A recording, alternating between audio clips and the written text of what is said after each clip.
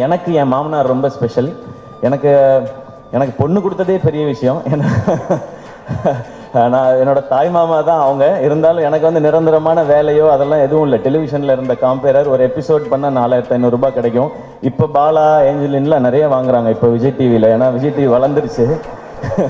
இவங்க இந்த ஈவெண்ட்டுக்கே எனக்கு தெரிஞ்ச லட்சத்தில் தான் வாங்கியிருப்பாங்கன்னு நினைக்கிறேன்.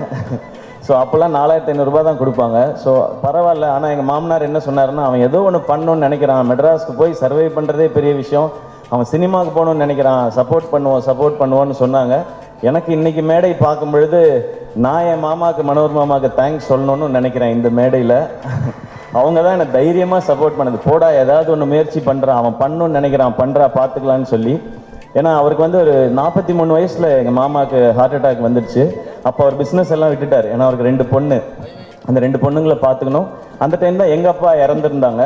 அப்போது என் அக்காவுக்கு வந்து 2 பசங்க இருக்காங்க, எனக்கு 2 பசங்க இருக்காங்க. நான் வேலைன்னு என் உயிருக்கு எதுவும் வந்துடக்கூடாது, இவங்களை பார்த்துக்கிறதுக்காக இருக்கணும்னு சொல்லி அவர் வேலையவே விட்டார். அப்புறம் எனக்கு சப்போர்ட்டும் பண்ணார். என் பொண்ணை கட்டி கொடுத்துருக்கேன், ஒரு வேலைக்கு போடா, 1 லட்ச ரூபா 2 லட்ச ரூபா சம்பாரிடா, படிச்சிருக்கீங்கன்னு சொல்லாமல் உன் கனவை நோக்கி போடா அப்படின்னு சொல்லி சொன்னாங்க. ஸோ எனக்கு கிடைச்சிருக்க மாதிரி உங்களுக்கும் ஒரு மாமனார் கிடைச்சிருக்காங்க. அது ரொம்ப ஒரு அழகான ஒரு உறவு மாமனாருங்கிறது.